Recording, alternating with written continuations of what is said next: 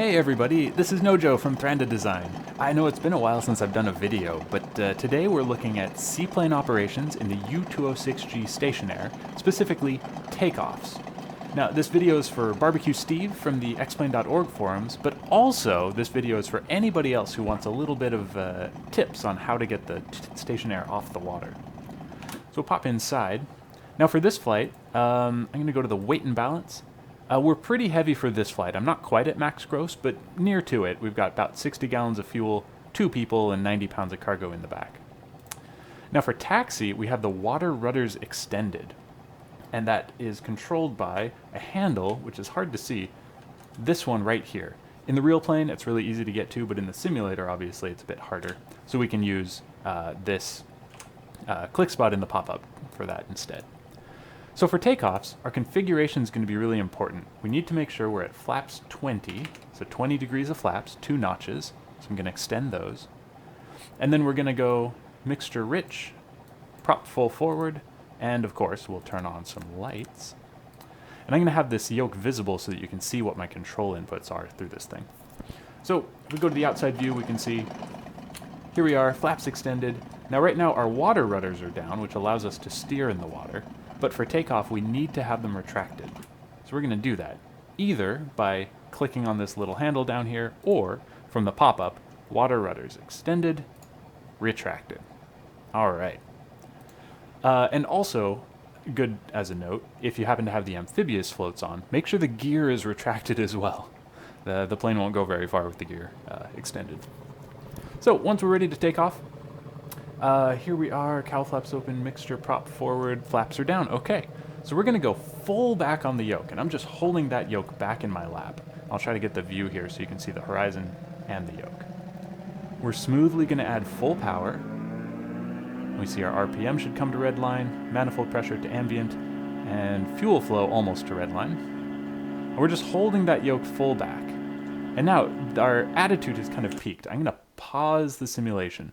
We can see here the horizon is just about on the glare shield, and this is from the default viewpoint. And if we go to the outside view, you can see the back of the floats are way down in the water, and we're pulling the front of the floats up. That's going to help push the plane up onto the step, get it planing instead of plowing through the water, displacing. All right, so back inside, I'm going to unpause. Now that we're going faster, I'm going to relax that back pressure. We're going to let that nose come down just a little bit, right about there. Now I'm going to pause again. So here on the outside, now we can see, whoops, let's get to the upwind, so that the sun isn't blinding us. Now we can see the back of the floats are slightly out of the water, and mostly the plane is actually holding itself up just on this portion of the floats right here, right before the step. This is what we need in order for the plane to accelerate to takeoff speed. So now what we're doing is, I'm just going to be doing a little bit of yoke input to try to keep this pitch attitude. And you can see we've got, if you were to hold your fist up there, we've got maybe 3 fingers worth from the glare shield to the horizon. So you want about that.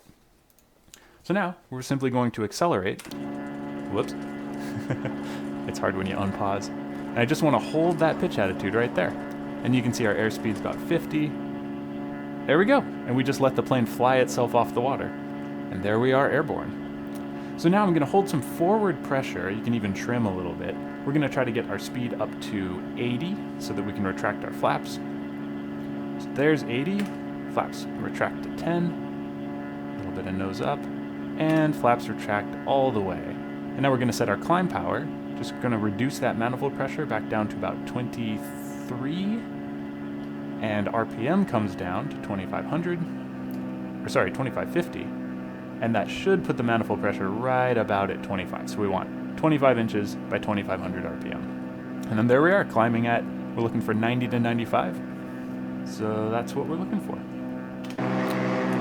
There you go. So now we're airborne. Hopefully that helped. I'm just going to pause that so it's quieter. But yeah, hopefully that helped the technique. I think the important parts are water rudders retracted, flaps 20, and then just holding that yoke full back in your lap for the initial part, and then relaxing the back pressure so that that nose can come down to that nice planing attitude for acceleration. So there you go. There's our Stationair off the water. Thank you for joining me on this video, and hopefully I will see you on the next one. I want to start doing some more videos again here. Thanks.